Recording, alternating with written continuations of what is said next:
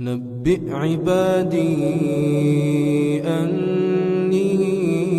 أنا الغفور الرحيم وأن عذابي هو العذاب الأليم ونبئهم عن ضيف إبراهيم إذ دخلوا عليه فقالوا سلاما قال إنا منكم وجلون قالوا لا توجل إنا نبشرك بغلام عليم قال أبشرتموني على